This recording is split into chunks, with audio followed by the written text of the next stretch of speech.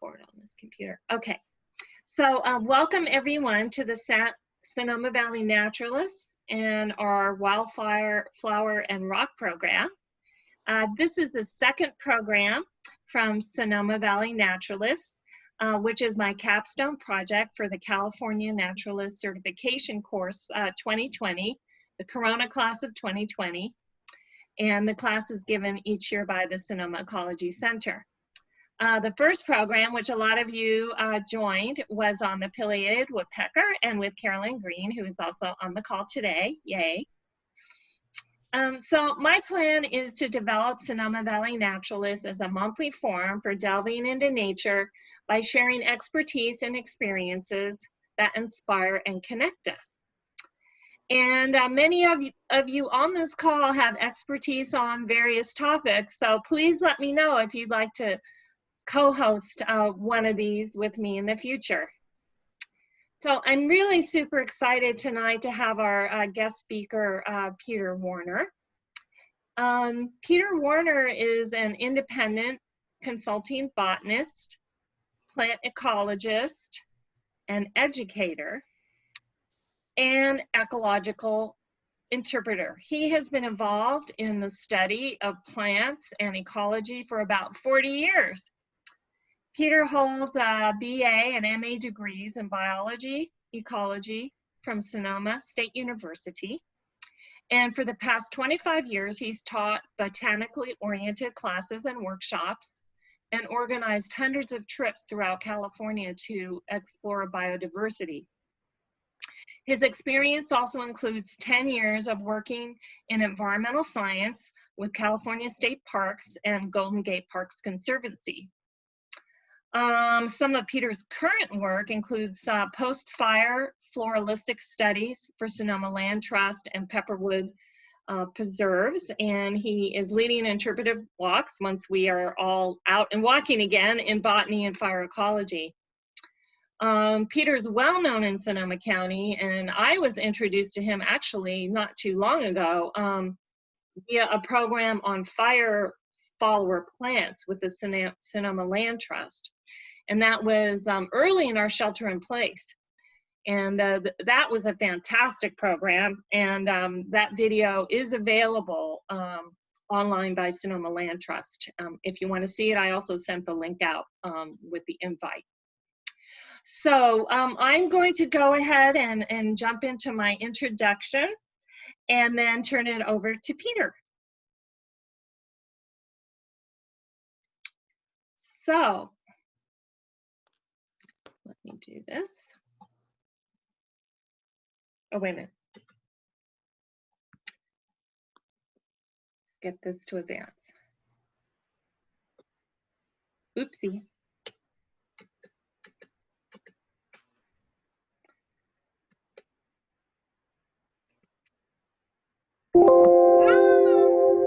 Okay, so tonight we're focusing on a variety of wildflower that lives mostly on rock. We are featuring the Sonoma beard tongue and other native penstemons of our region. So the reason we're doing this program is I sighted the rare Sonoma beard's tongue for the first time ever on a recent walk at Napa Palisades, growing right out of rock outcrops on the way to Table Mountain.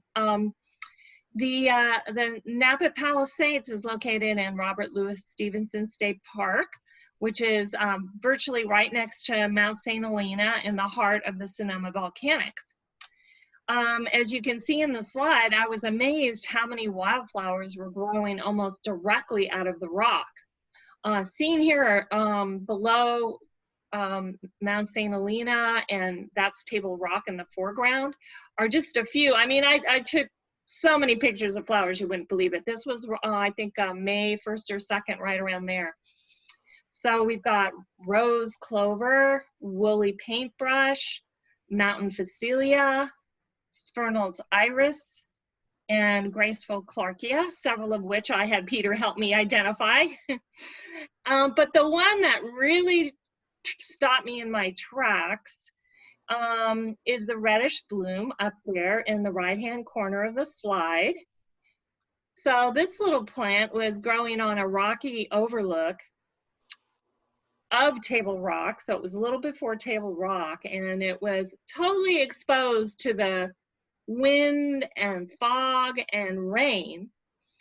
And I just, of course, found it by happenstance. I was looking out, you know, at the overlook, and it's such a beautiful and delicate plant, but it was so sturdy to be upholding, be growing in this kind of an environment. And of course, it's also very, very hot. So I was so excited when I got home. I did some research, and it took me a little while, but discovered that it was a rare local native penstemon known as Sonoma beard's tongue, Penstemon newberry sonomensis. So I'm way behind Peter, but I'm learning some of the terms and the science and all this. So if you wanted to find out more about going there, I did provide a link to get to Napa Palisades. You basically go up Highway 29 toward Middleton, and it's that very, very windy, scary road, so you have to be careful. And then you park just basically at the saddle before it goes down the other side. And you'll have Mount St. Helena on your left to the north at over 4,000 feet, and Table Rock is about 2,500 feet. And that's what this flower likes, the kind of habitat. So let's get over to here.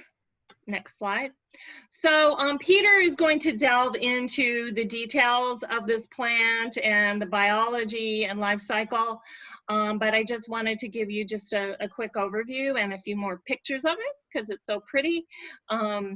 It is a variety that is just native to our local area, Sonoma, Lake, and Napa.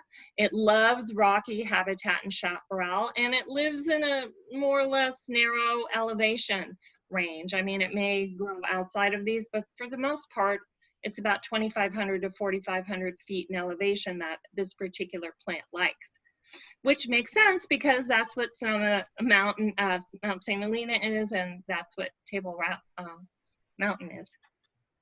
So it is a rare plant, but it is not endangered in California, according to the California Native Plant Society. You can see here the range, so we're very lucky to have it here. It is rare because it only grows in these areas, but it's not very endangered in California. It's not federally or state listed. It may be somewhat threatened by people stomping on it, but in general, it's in good shape, but we're very lucky if we get to see it. At least I think so. One thing that I thought was just fascinating, and again, I'm a new naturalist, I'm kind of delving into the history and botany and everything else. I don't have a science background, but I've always loved nature, like a lot of you on this call.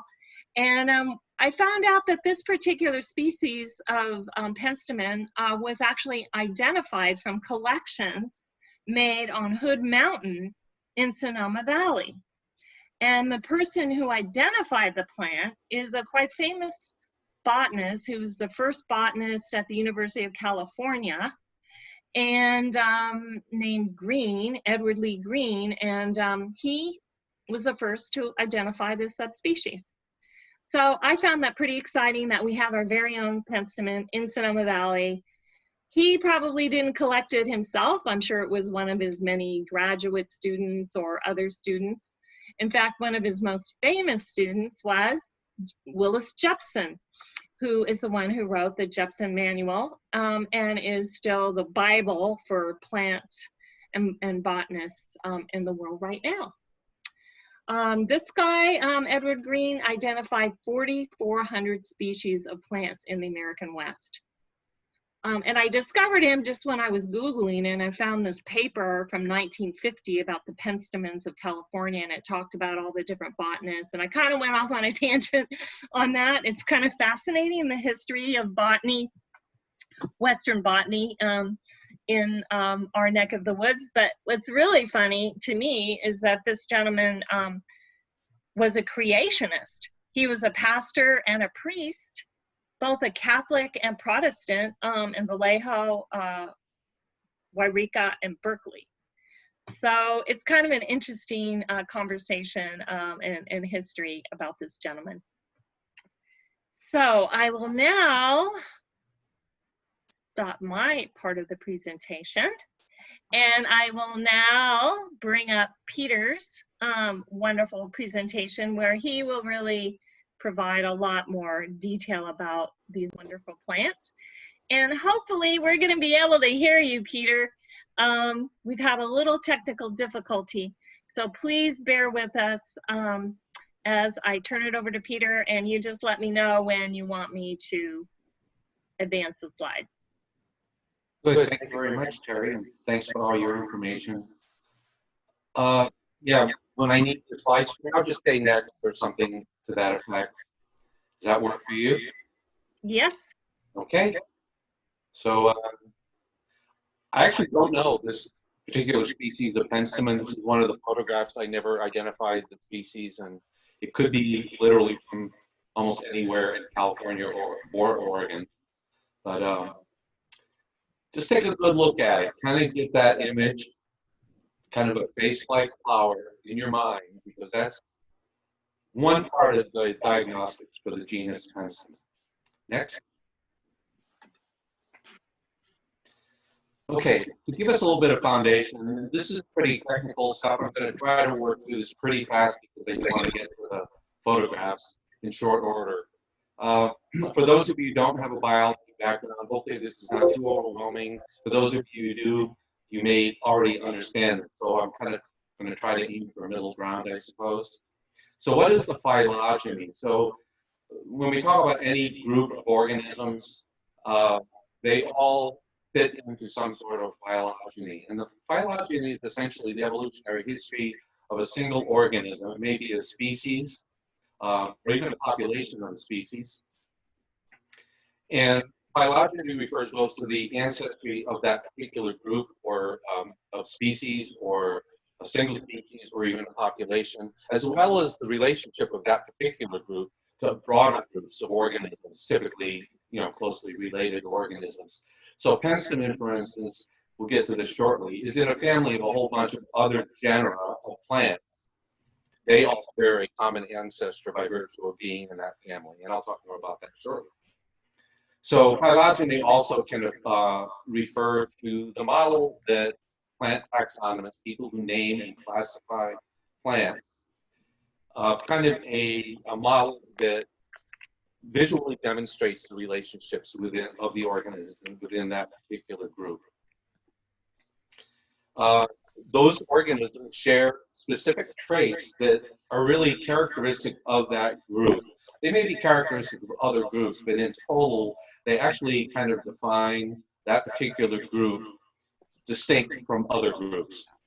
So other groups may have some characteristics in common, but not the entire suite of characteristics for that particular group. And how do taxonomists, people again who classify and describe plants, they typically compile their information through, and this is more traditional, studies of the structure or the morphology of plants, as well as a little bit later on as chemical methods were developed, the internal chemistry of plants, and more recently the genetic constitution of plants has lent a great deal to trying to create the next point, which is the construction of a true and accurate phylogeny, which essentially means all the organisms within a group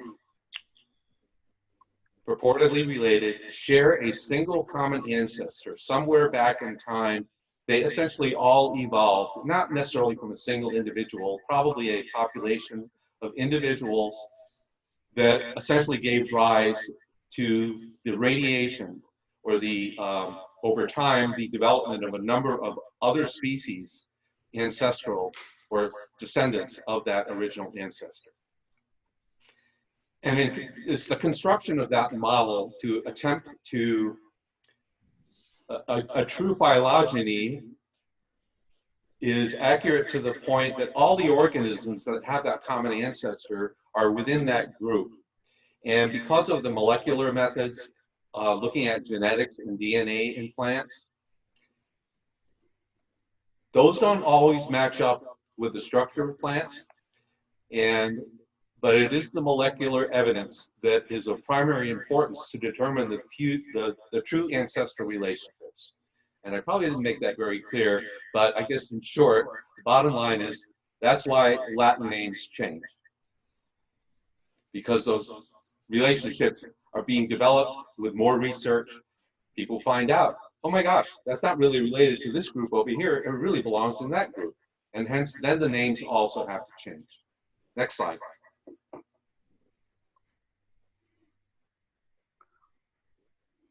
Okay, now traditionally, some of you have taken biology. This is kind of the traditional phylogenetic hierarchy. And I don't have to go through all this right now.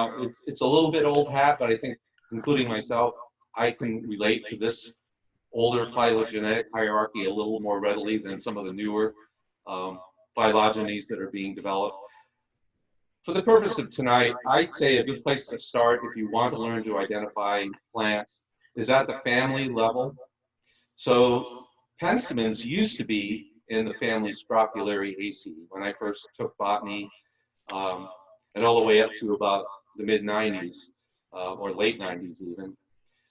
That was the family that included penstemons and foxgloves and a lot of other plants that look similar. So I wouldn't worry about the higher, more inclusive levels of this phylogenetic hierarchy. Those last four, by the way, and we can go on to the next slide.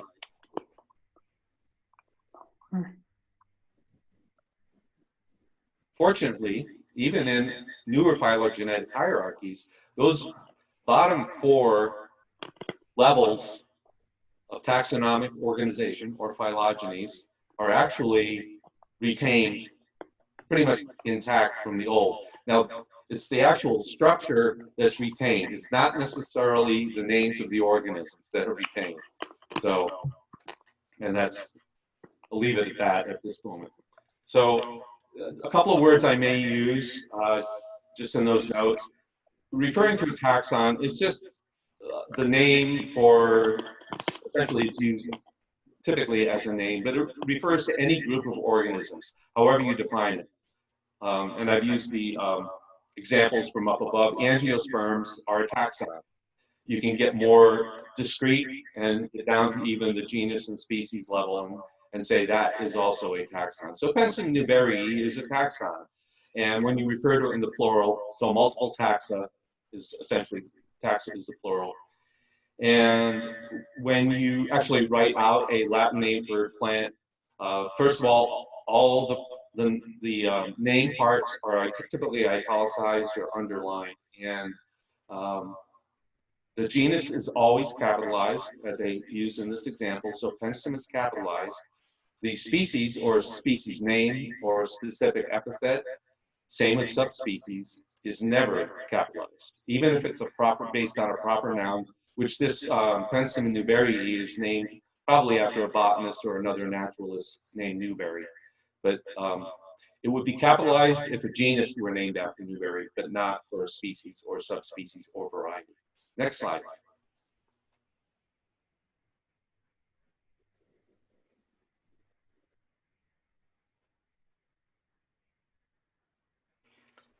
Okay, just a few quick notes on identification. If you can get to the point where you recognize major character states, or for instance, when I told you to look closely at that penstemon flower, if you remember it, the face has like 3 lobes or little curved sections on the top part of the flower and 2 below. That is a character state typical to all penstemons.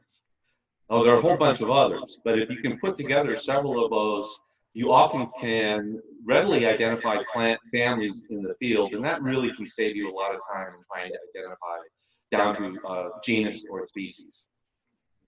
And of course, there are some genera themselves, so genera is plural for genus. You can identify, if you know what lupins look like, I mean, once you learn lupins, it's almost foolproof. You can recognize them for the rest of your life. It's a very characteristic pea-type flowers, pods for fruits, and then those finger-like, digit-like leaflets comprising a palmate leaf, compound leaf. But having said that, the looks are sometimes deceiving, and because of genetic works, plant families or plants that may look very similar are sometimes not closely related at all. Next slide. Okay, so when we talk about penstemons, I mentioned that they were formerly placed in the Scrophulariaceae or the figwort family. Because of genetic work, they are now in the plantain family. Now, if you know a very common non-native kind of a weedy species in Sonoma County, English plantain or narrow leaf plantain, and you go, that is related to a penstemon? Well, apparently it is, based on good scientific work. Formerly, the family was really small, 3 genera, including plantain. And incidentally, plantain is, or Plantago is the type genus for the family. And by definition, the type genus for a family has to remain in the family that it was placed in, because otherwise you dissolve the family. And that happens sometimes where families are combined and there can only be one type genus, so one of them kind of gives up that role. Okay, so now the plantain family is quite a bit more expansive, from 3 genera to 94 genera. That's quite a great increase. So a lot of the genera that were formerly within the Scrophulariaceae, the figwort family, are now placed in plantain. And the genera I show you there, penstemon, antirrhinum, which are snapdragons, Calencia, Chinese houses, blue-eyed Mary are in the Calencia genus, digitalis, foxglove, linaria, toadflax, and the veronicas are also now all in the plantain family. And they cohabitate with a very diverse group of plants that you probably don't recognize these, but things like plantains, this little water star wort in the genus Calatrichae, and mare's tail, which is a strictly aquatic plant. They look nothing like penstemons and snapdragons and so forth. So because the plantain family, despite the fact that it's based on good genetic evidence, it's a good phylogenetic group.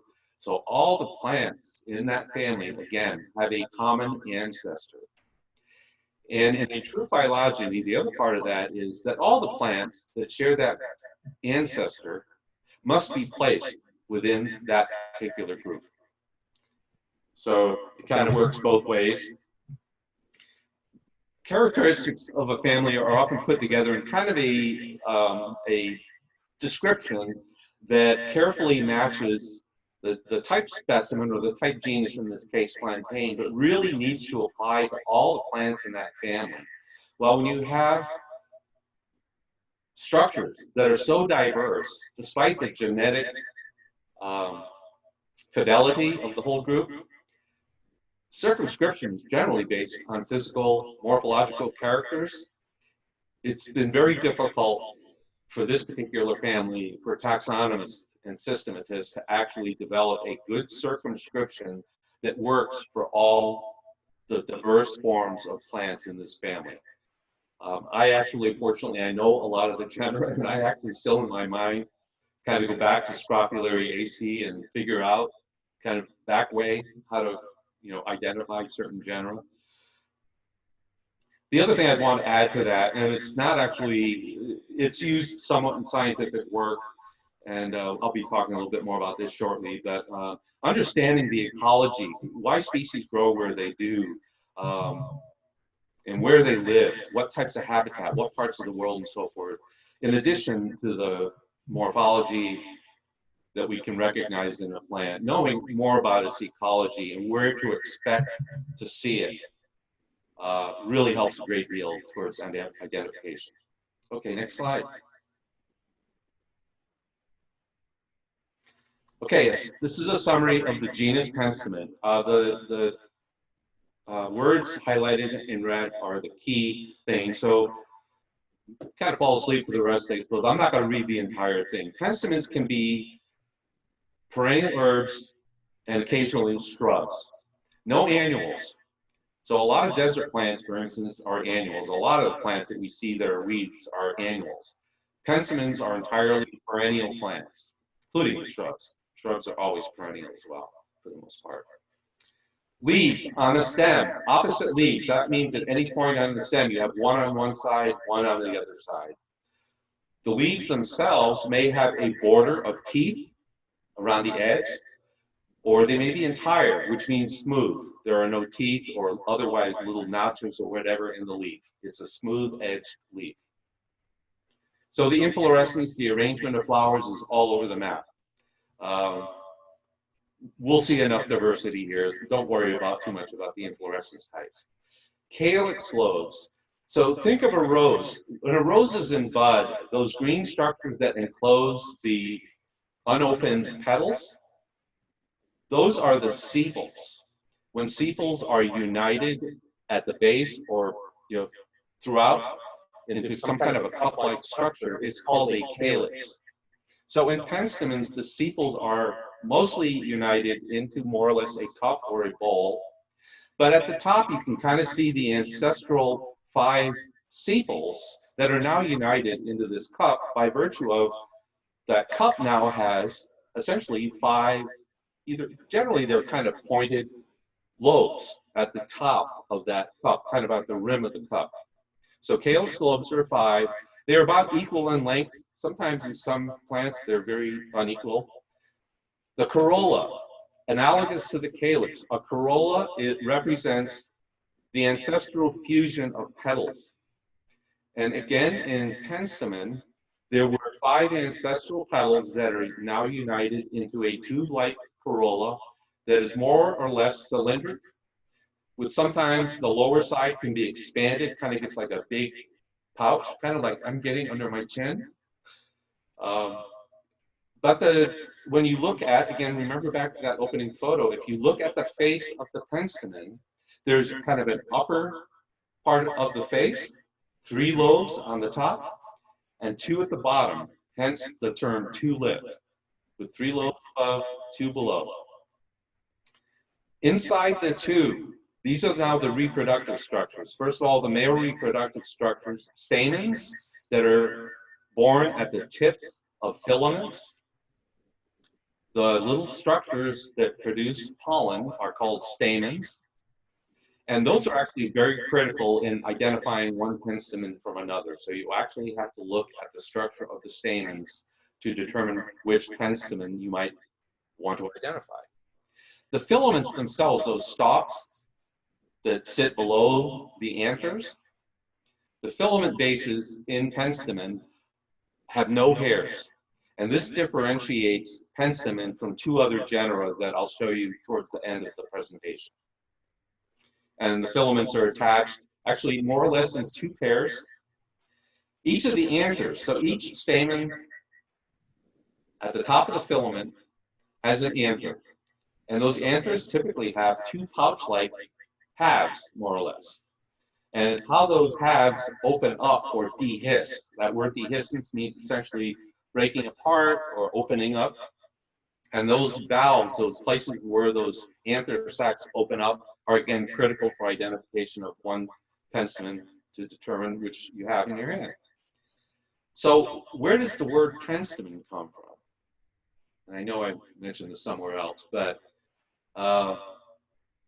there is a 5th stamen, but it is non-functional. It does not have an anther, and there's no anther, so there's no pollen. It is a sterile stamen. Staminode essentially means like stamen. OID is often the suffix used to determine, it's like whatever the first part of the word is. So those structures are like stamens, except that they're sterile and they don't have anthers. So it's called a staminode. And again, that's quite diagnostic. You really need to look at the staminodes in penstemon. And we'll see also how the staminode contributes to one of the common names for the entire genus. So the staminode is usually well developed. It's often more prominent and easily more visible because it often sticks out of the mouth of that corolla tube, more so than the stamens. And it's generally hairy adaxially. Adaxially just means kind of on the face surface. I wouldn't worry too much about that. The 2 diametrically opposed words here are adaxially and ab with a B. Adaxially is more or less the backside. So D, adaxially is the front. The rear of your head is the abaxial side of your head. Okay, and then the female reproductive, at least part of it, of course, the gynecium or the entire female structure is comprised typically of an ovary that houses the developing seeds called ovules, sometimes a stalk called the style, and at the tip of the stalk typically sits a relatively small structure, but that is the pollen receptive surface called a stigma. And when pollinators or wind or whatever deposits pollen, that is where those pollen grains actually start to germinate and grow down a tube along through the style, along the wall of the ovary, and individual pollen grains and the cells therein actually are, their potential is to fertilize an unfertilized ovule. And that's how we get sexual reproduction in plants in a very, very simple overview. Okay, I don't need the rest of this. This is all taken directly online on the Jepson eFlora, which is the reference cited, which is actually much more up to date even than the print Jepson manual at this point, which is now 8 years old. So we can go on to the next one. Just quickly, this is just emphasizing the structure of penstemons. If you look at those two line drawings, which are, believe it or not, the only ones I could really find for penstemons. And again, this is that's interesting. Okay, 5-lobe calyx. I might have told you 3 lobes above and 2 below, so it's 2 lobes above, 3 below. That kind of symmetry in a flower is like our faces. There's only a single plane that you can divide your face into to get a mirror image. If you think of something like, a rose works fairly well. You can divide the face of a rose in any plane and you pretty much get a mirror image. That's called radial or regular symmetry, or actinomorphic. 3 different words that mean the same thing. In the case of penstemons, the symmetry is bilateral, irregular, or zygomorphic. All mean the same thing. If you look at the diagrams, don't show this clearly. It does show 4 filaments with the stamens, including a couple that you can see maybe the anthers at the tip of those filaments. If you look at the right-hand diagram, I think it's more easily shown. They kind of, those 2 little points are actually representing the calyx. That kind of large bulbous structure, that would be the ovary. So the ovary in this case fits inside that cup defined by both the calyx and the corolla. So it's above the point of attachment of all the other flower parts. So that's why the ovary is superior. Whether ovary is inferior or superior, or in some cases, in some families, kind of in between, that is another character that's really useful if you want to just walk up to a plant and go, oh, it must be in this family because it's got superior ovary, it's got 5 petals, it's got 10 stamens, and so on. And then that last thing again, how the anthers actually open up to shed pollen, and the hairiness, particularly of the staminode, but even of the anthers themselves as well, is important to help ID penstemons from one another. Next slide.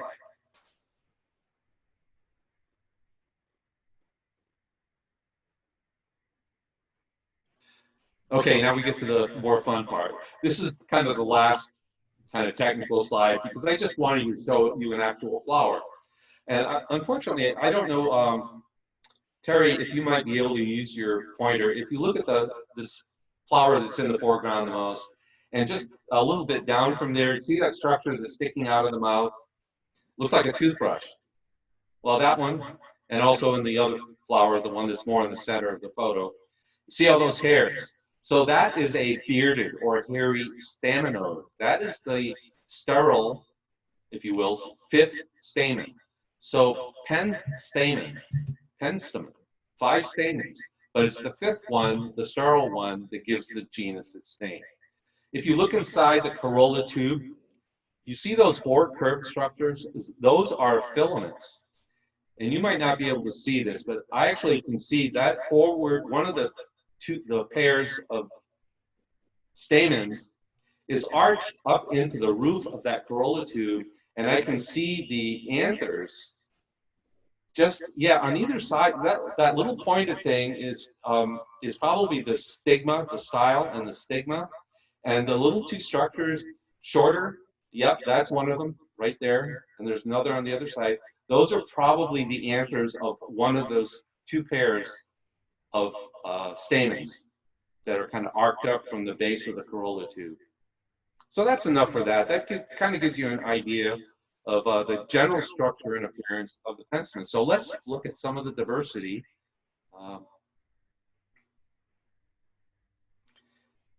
Okay, I was really kind of shocked. I just go, what happened to my pictures of penstemon inguineus? I know I've taken pictures. I could not find them. So I had to borrow all four of the photos. This is a species. So I'm going to just, all the plants, all the penstemons I've shown here, I've given you a common name. The Latin name is in italics. They're fairly close together. In the smaller font are those weird combinations of letters right there.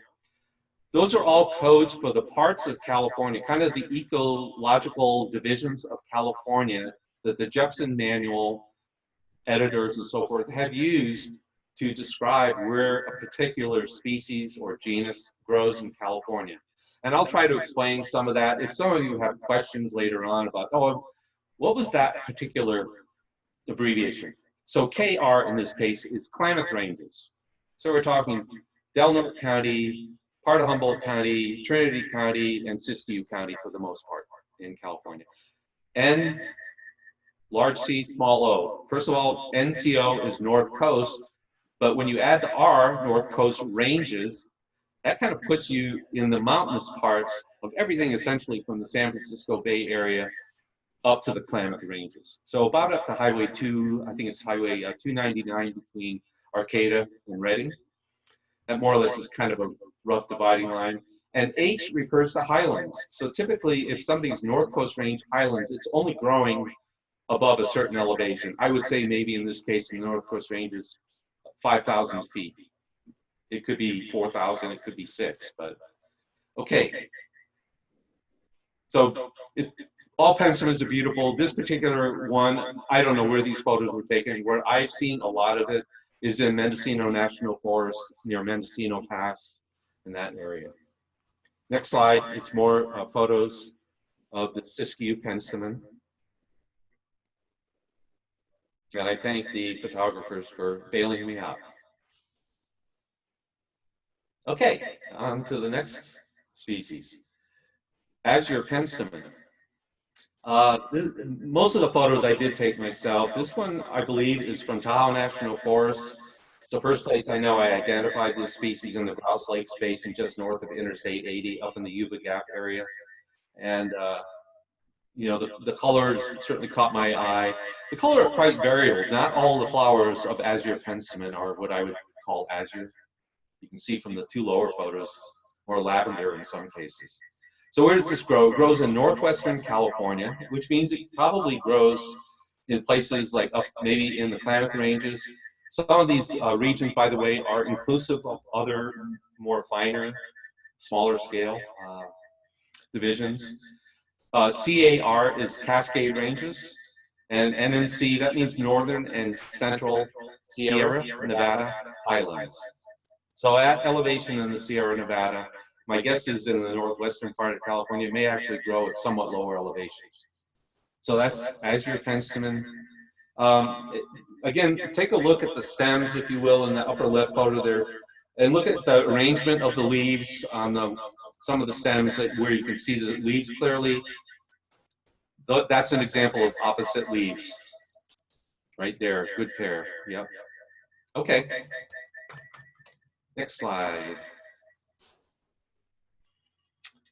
California Scarlet Bugler. This is definitely an eye catcher when you're driving a lot of different parts of Southern California. And when I actually looked up the range, I was surprised that historically it's been collected in Lake County, Colusa County, in the North Coast Ranges.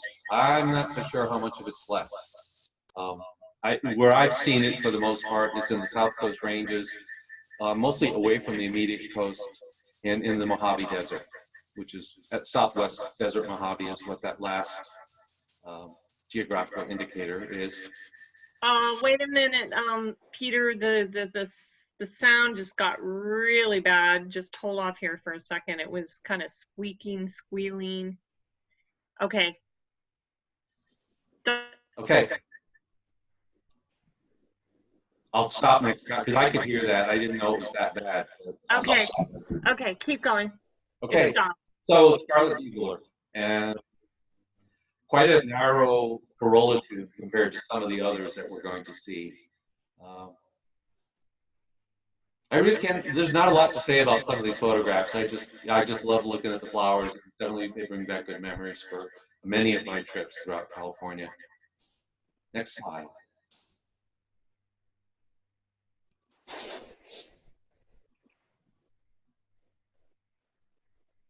Another Southern California, mostly desert mountain species, Cleveland penstemon.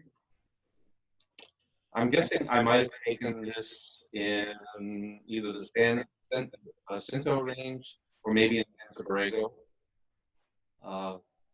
Fairly narrow tube. Terry asked a very good question yesterday about the fact that, and you're probably observing that already, that indeed a lot of these penstemons grow in very, very rocky places. So she said, well, why do they grow there? How do they grow there? And are they growing right out of the rock? Even though I can't say for certain, only the plants know for sure, but the roots of those plants are in some kind of mineral and probably with some kind of organic component of soil. Even if the roots are, you know, in a narrow crevice, there's a little bit of soil down there somewhere to hold a little bit of water for a period of time. Now, having said that, I can't really tell you exactly why penstemons grow so well in rocky places. It certainly has everything to do with their long-term evolutionary history. So they probably evolved from plants that, for whatever reason, established a niche, a place in ecology where they were able, because of the adaptations that they made over time, the kind of selected traits for the genus, to develop root systems and foliage that could withstand searing heat and a lot of drought, and probably very deep root systems to get well down, maybe even below the surface rocky layers in soil, but at least can exploit narrow crevices and rocks and so forth, and maintain themselves just fine. One thing I would mention is that that may have something to do with the fact that perhaps, at least ancestrally, penstemons were looking for a niche where they didn't have to compete with other groups of plants that needed more fertile soil or better drained soils or more water or whatever. And they exploited this niche of being able to grow, many of them, not all species, but a lot of them grow in really rocky places and rocky soils. Okay, next one. More rocks. This is a high elevation penstemon, Davidson penstemon. I believe these photos I took in eastern Del Norte County. For those of you who know that area, kind of up by Bear Basin Butte. And it also grows in the High Sierra. I did have some photos from the Virginia Lakes area. I'm going to hold off for a sec. Okay, now look at that right-hand photo. So it's not only the staminode or the anthers that can be really hairy. The floor of the corolla tube can also be very, very hairy. So that's part of the corolla that's exhibiting that hirsute nature.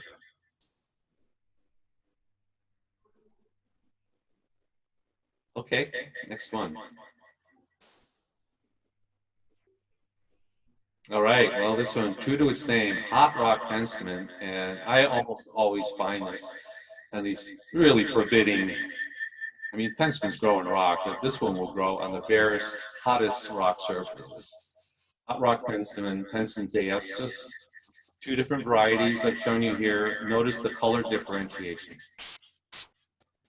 The two on the right, I think those are, can you hear me? I can. Yes, except you've muted yourself now. Okay, can you hear me now? I can. Okay. Yes. Okay, anyway, two different varieties of penstemon. I believe the one on the lower left is from the Warner Mountain Range, not named after me. And the other two are probably from the northern Sierra Nevada, I believe. GB is our Great Basin. I'm using my cursor, you can't see that. And MP is the Modoc Plateau, the very northeastern corner of California. Okay, next slide.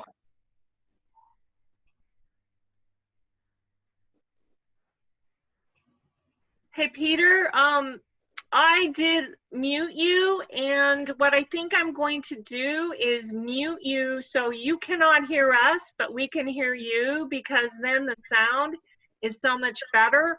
And I'll unmute you if somebody wants to say anything, but we just have a few more slides, and I just figured out this might help us enjoy the rest of it a little bit better.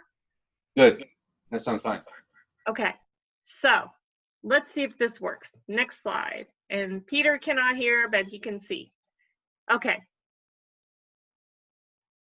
Another beautiful penstemon from Southern California desert region.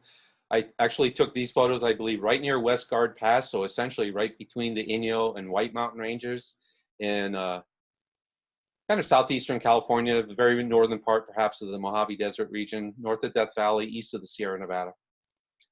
I have more photos of this. This is a penstemon. I mentioned that very deep pouch-like, and you can kind of see it in these photographs. And if we go to the next slide, profiles. And it's interesting because that very deep pouch is characteristic of plants in the Sierra Nevada. But I just mentioned, I took this photograph pretty much in the White Mountains. So it should be variety Austini, but variety Austini doesn't have the really deep pouch like this.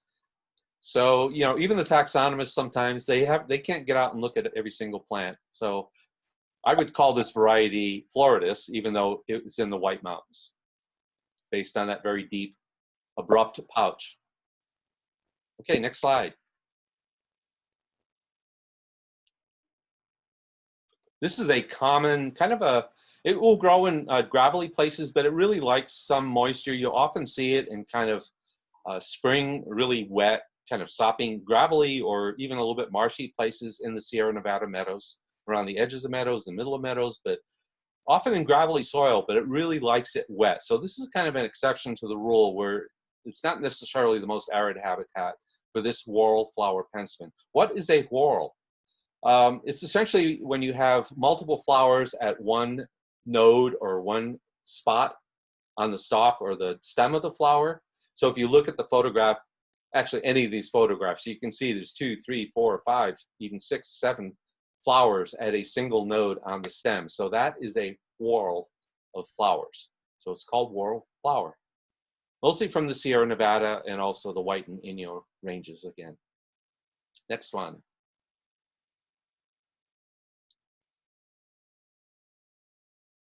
Okay, so we haven't gotten yet to Terry's great discovery, the Sonoma penstemon. This is the only other species of penstemon native to Sonoma County.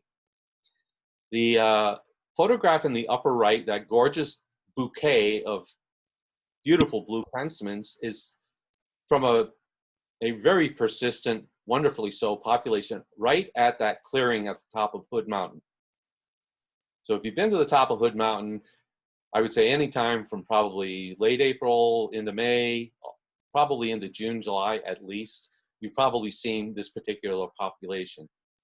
The photograph on the left, I think, was taken from Mendocino Pass, and the one at the bottom was a property I've worked on before, but following the fires in 2017 in Sonoma County, this foothill penstemon made a great recovery in a lot of habitats. I had not seen it at all before, or in places where I'd seen it, but not for a long time.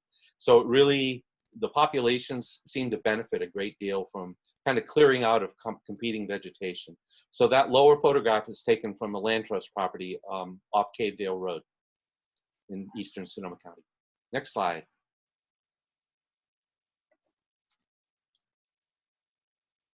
Okay, there's Mountain Pride. So what is Mountain Pride? Well, it looks a lot like the one that Terry showed us earlier, right? Well, this is a different variety.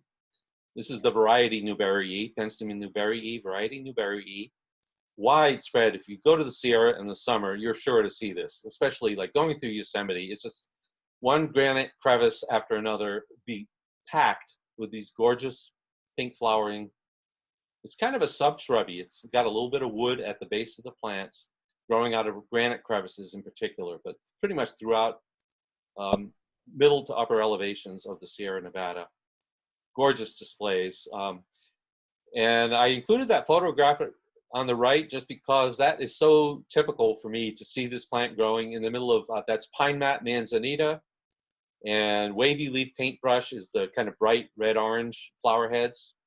But that bright green plant, kind of where the penstemons are popped right out of it, that is foliage of pine mat manzanita, Arctostaphylos nevadensis. So that's one variety out of the 3 varieties of penstemon Newberry E in California. Let's look at the other ones. Oh, that's just a close-up. I love this plant. I didn't mention this earlier. When Terry called me, it was like I was kind of astounded because I would say for about 30 years, if people ask me and I have to answer, I often waffle a bit, but I say, well, if I have to name one, my favorite genus of wildflowers in the world are penstemons. So I just thought, well, I obviously have to work with Terry for this presentation.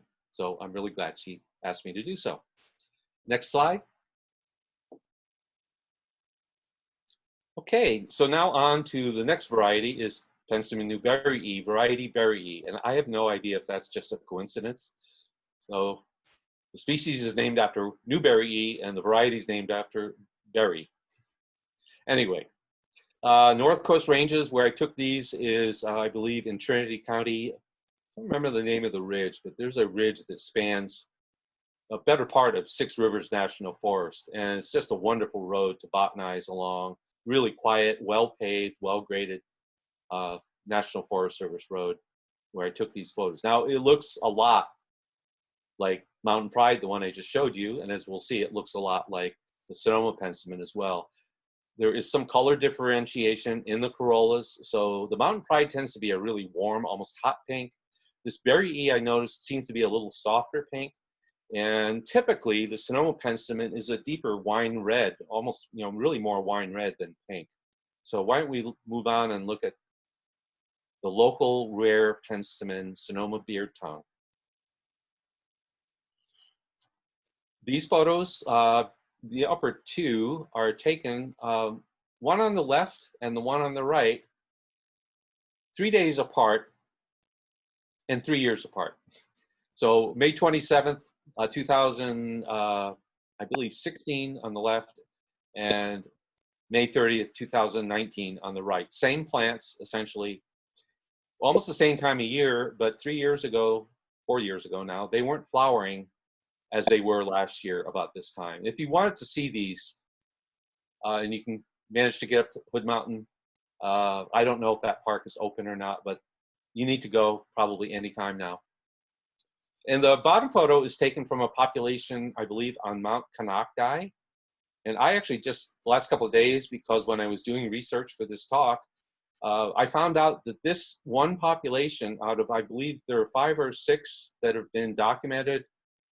It's a rare plant because it only grows on a few mountaintops in Sonoma and Napa and Lake counties. Terry mentioned the Palisades region near Mount St. Helena. It grows on Mount St. Helena proper. It also grows on, I believe, on Cobb Mountain. Actually, I think it does. Obviously, it grows on Hood Mountain, which is where the upper 2 photos were taken, and a kind of an unknown spot in just outside Napa Valley, kind of near Rutherford on the east side of the valley in the Rector Reservoir area. It's been documented from there, but it's all private land. I don't know how recently that's been looked at.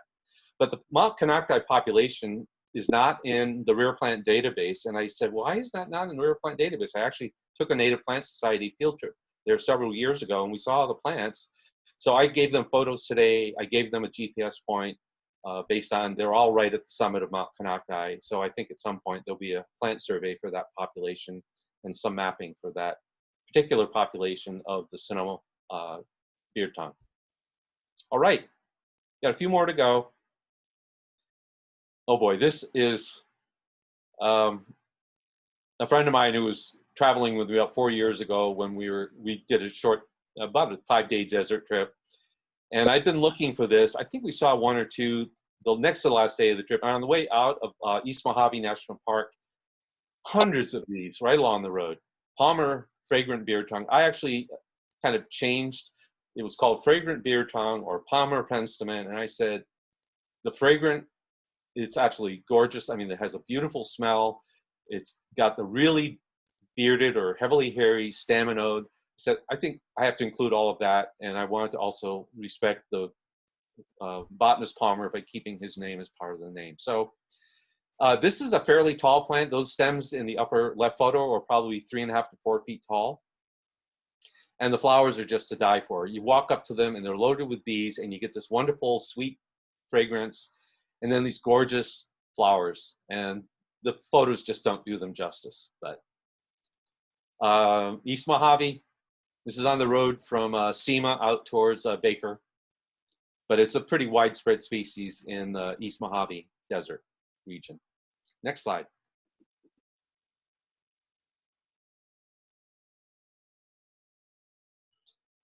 Snow Mountain penstemon. It does grow on Snow Mountain. I took these photos on Black Butte, which is in Mendocino National Forest. We've had a lot of field trips here with Native Plant Society to the area around Plaskett Meadows and Black Butte and Mendocino Pass and Mount Anthony Peak in the Mendocino National Forest over the last 20, 25 years. I've been on probably 8 or 10 trips up that way. It's a wonderful trip. I was hoping to organize one this year, but it's not going to happen for obvious reasons. Beautiful penstemon. And if you look closely at the two left-hand photos, another characteristic of a lot of penstemons is they have these hairs that have little tiny glands at the tip. So sometimes they'll be kind of sticky. What purpose do those hairs serve? Hairs serve multiple functions for plants. Just a couple of really simple ones is if the hairs are dense enough, they can actually reflect a lot of the ambient heat. They actually increase the boundary layer for plants and help plant parts from drying out due to overheating. The other attribute that they have on the plant's behalf is they can actually deter plant organisms, like insects in particular, from eating flowers or leaves or other parts of the plant. So hairs are very useful in addition to sometimes lending themselves to helping to ID plants. Okay, next one.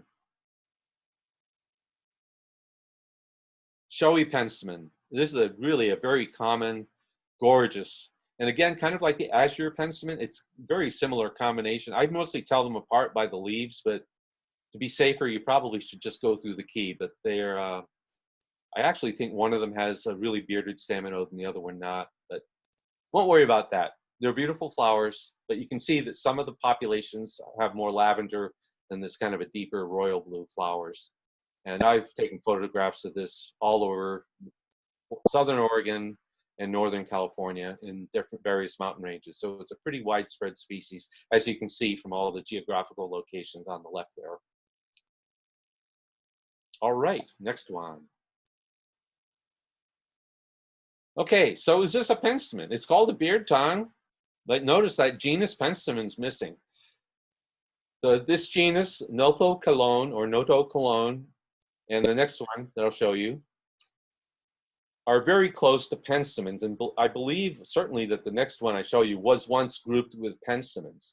The difference between these two genera and the penstemon genus is whether or not the bases of the filaments, that stalk-like part of the stamens, is hairy or not. In penstemons, it's not hairy. In the other two genera, Notocolone and then the Kekiella, the base of those filaments are hairy.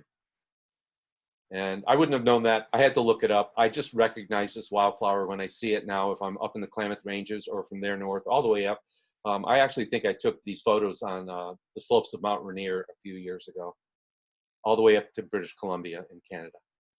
Next one.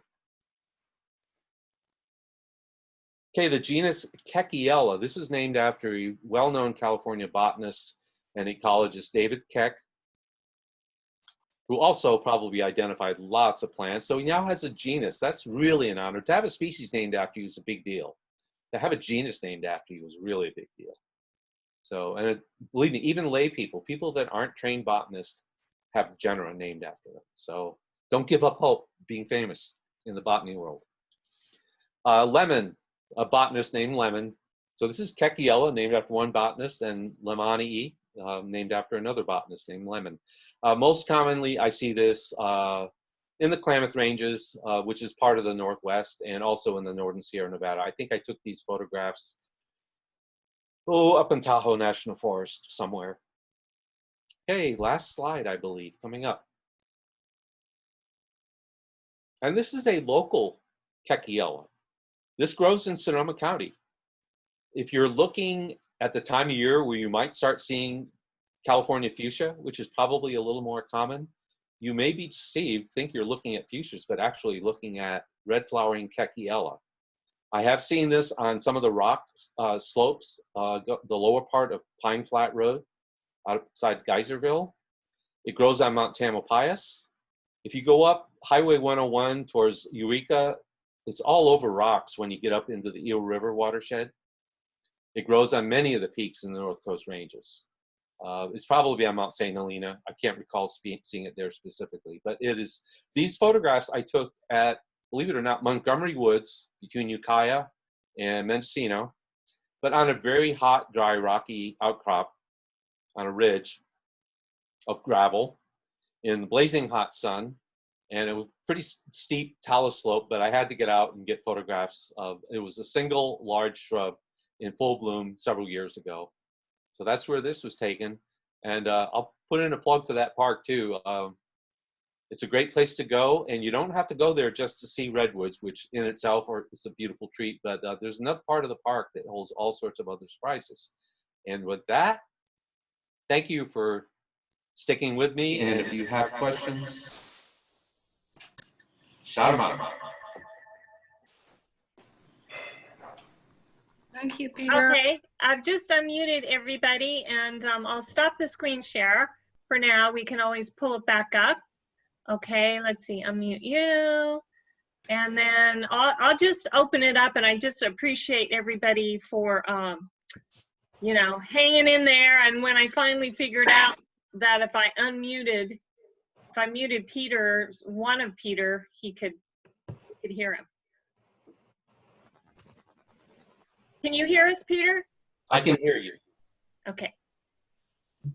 I have two questions. Can you hear me? Yeah, Okay. go ahead, go ahead. One was the deep pouched penstemon floridus, I think you pronounced it. Yes. And it looked like it only had 2 up and 2 down. It was a very different configuration. Is there some explanation for that? Of the lips of the flower? Right, the corolla lobes. I don't know how easy it is to go back to that slide. Well, that's okay. It had 2 up and then 2 down with a gap in between them. So it looked almost like it folded under or something. Okay, I've got the slideshow up. Which one are we talking about? Probably up around number 20. It was the one with the really deep pouch. It's 18. 18? Yeah, see how it's... Oh yeah. So yeah, if maybe back to 17 too for a moment, Terry. Thank you. If we get a 17. face-on view of other flowers. My assumption there is that, yeah, and that one flower facing us in this one photograph, that middle lobe is folded back under, for whatever reason. And, you know, plants are like people, all sorts of little differentiation, even on a single plant. Flowers all quite look alike if you really look closely. So that's just, so in this right-hand photo, look at the bottom flower on that stem. That's 3. Okay. Yeah, you can see the 3 on that one. And of course, the one up above shows the 2 above. So that's pretty standard. It's not to say that there can't be exceptions to the rule. In fact, it's one of the first things you learn in biology. There's always except in biology. Okay, so then my second question was, Terry and I went up in Sugarloaf and climbed to the top of Mount Baldy, and I took a photo of penstemon up at the top there. And is it possible that I can't really identify it particularly, but it looked like Snow Mountain penstemon. It's almost certainly this foothill penstemon that Terry's got on the screen.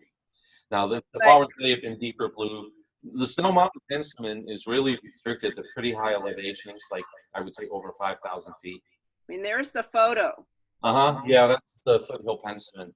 You know, one characteristic I find of the foothill penstemon, when it's in bud, the buds are often kind of yellow colored. And then as the corolla actually expands and matures, opens up, it loses that yellow coloration. I suppose it's actually the petals before they've completely developed or sequestered blue pigment in the corolla, the petals themselves. The blue is muted by a brighter shade of, I think they're anthocyanthin pigments, yellow pigments in the budding flowers. So once the blue pigments develop, the cyanins develop more, then the flowers start to turn blue or look more blue. Okay. But I'm almost certain if it was on Bald Mountain and Sugarloaf Ridge State Park that it's the foothill penstemon. Just a darker form than we're seeing here. So I think Carolyn had a question, and also Jenny. Carolyn, are you still with us?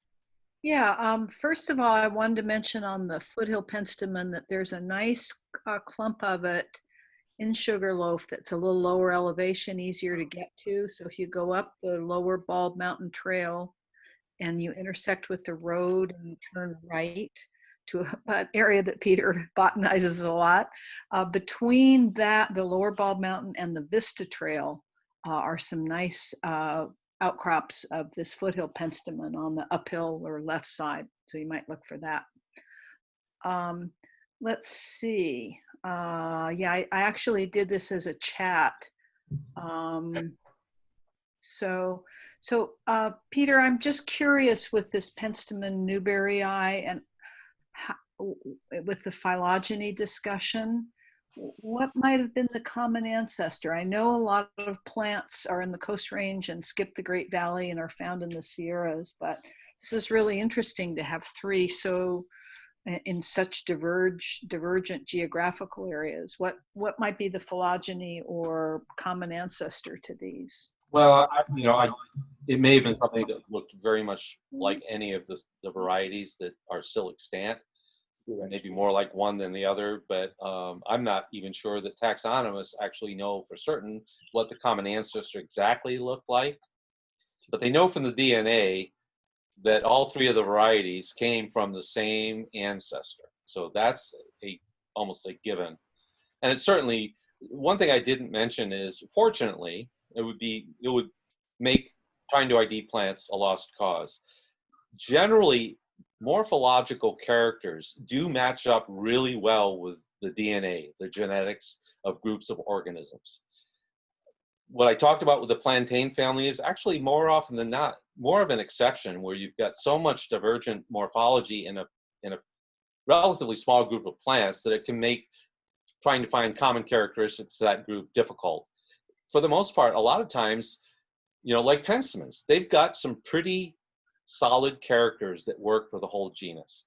So having said that, I don't know if you were asking this, but so these varieties have sorted out over time.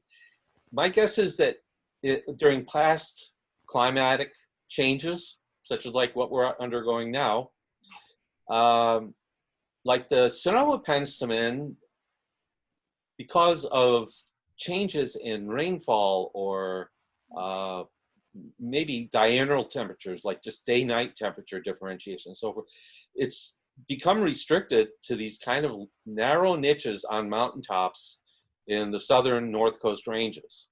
The variety berry is not rare like Sonoma penstemon is. It's much more common, but it's restricted to much further north in the North Coast ranges.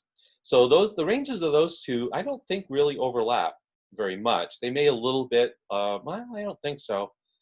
I don't think the berry gets any further south than around Snow Mountain somewhere, most likely. So, and then the Sierran form, the variety Newberry, that moist winter cold, wetter habitats, not changed probably for a long period of time. So the range of that species is broader probably than the range of the other two varieties. But at one point, they all shared a common ancestor, so that was probably, may have been only common to one of those regions, and then diversified with the drying out of California, the uplift of the coast ranges from ocean floor, essentially probably hundreds of millions of years ago, or well, it wasn't hundreds of millions, it was tens of millions of years ago, because flowering plants have only been around for tens of millions of years. But in any case, the common ancestor at one point was probably, it may have been more restricted, and variety Newberii kind of more or less retreated to the High Sierra. Sonoma variety either evolved in place or changed over time based on environmental characteristics, and now is restricted just to mountain ranges. I'm not even sure I can really address your question, if I've gotten at any of it at all, Carolyn. Sorry. That was very interesting. Thank you, Peter. Jenny, are you still there? Yes, I am. The question I put in the chat was, how do they survive, especially the ones Terry was showing us at the beginning? How do they survive on bare rock? But I think I also have a sort of bigger question about the ecology, like how they fit in, where they fit, and also what their pollinators are. I was thinking about that. So how are they sort of adapted to their environment, I suppose, and also what's their place in the ecological chain kind of thing? Good question. So again, I do make presumptions sometimes. For those of us who believe very much in evolutionary theory, evolution of organisms and their environments are like a hand in a glove. The plants themselves live in environments where they live because they have evolved characters that fit for that environment and enable them to survive. I don't even really know how else to put it. So in an ancestral, maybe not even a penstemon, but a precursor to penstemon, maybe the ancestor for the whole plantain family or whatever, certain descendants of that original ancestor, for whatever reason, it could have been competition with other species, it could have been total happenstance, it may have been based on, it got isolated by some huge uplift of a mountain range like the Sierra Nevada, or maybe more locally by volcanic eruptions. But a population from the original ancestor, or a descendant even of the original ancestor, got kind of isolated, or maybe has just found micro niches within habitat of other plants where it had less competition. And one place it would have less competition, for instance, with a lot of penstemons, is growing on rocky faces. One of the things I do as a botanical consultant is almost every place I work, I strongly encourage land managers, especially when I can identify individual rock outcrops. I say, you need to protect that rock outcrop. It may be just a small proportion of the overall habitat. Rock outcrops, especially in the coast ranges in California with all the domestic livestock grazing, they are refuges for a lot of, not just rare, but a lot of native plants in particular. So with penstemons, part of how they get by is, again, I think they probably, most of the ones that are adapted, if you will, that have evolved in really rocky habitats probably have very deep root systems. A lot of shrubs in California, by the way, shrubs have far deeper root systems than trees do for the most part. That's why you often, when you get in rocky places, you don't see a lot of trees, but you will see a lot of shrubs. Kind of the perennial plants, flowering plants in California are also often, a lot of them, the groups, especially I would say penstemon, are very deep rooted.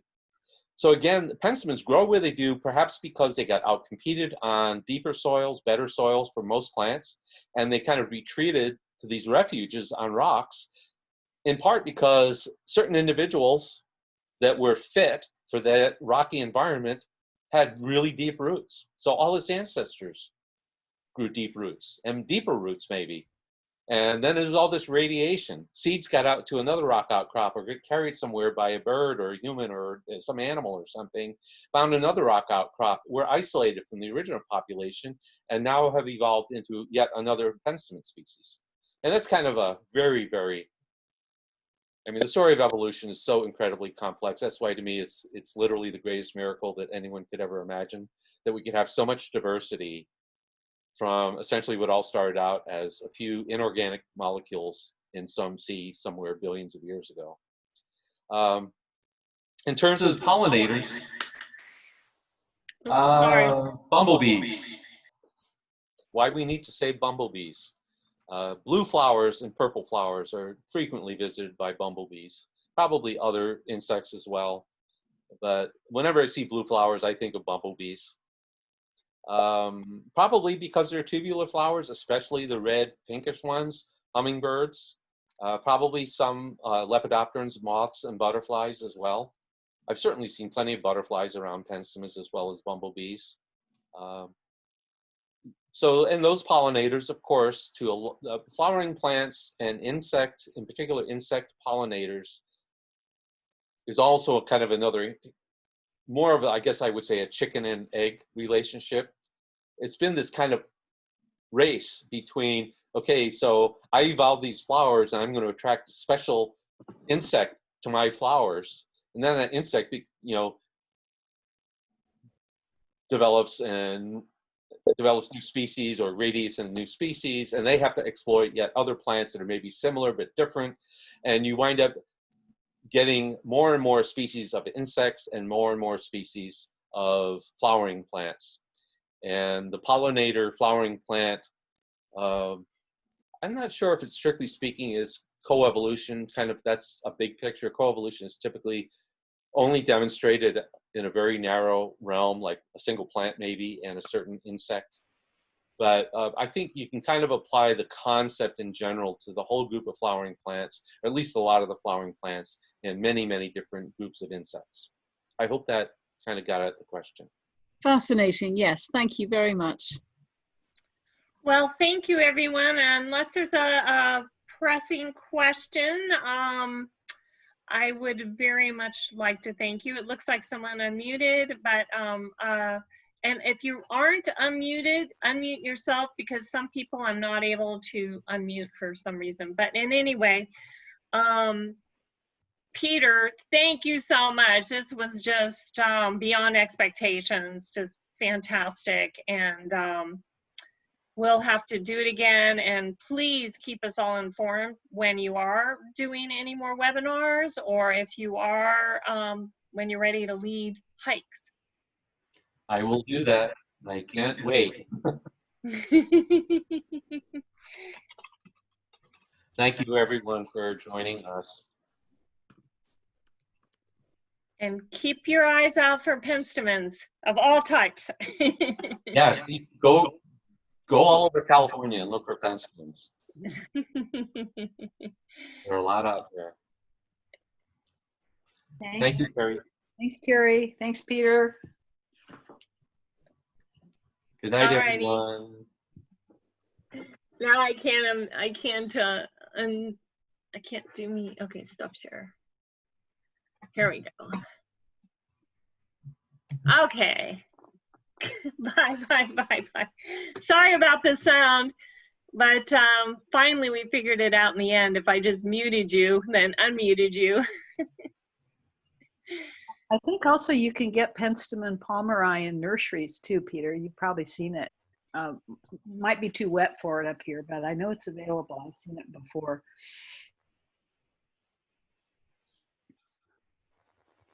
Okay, I think he's gone. Thanks, Terry. Okay, Really. thanks again. Bye, everyone. Take care.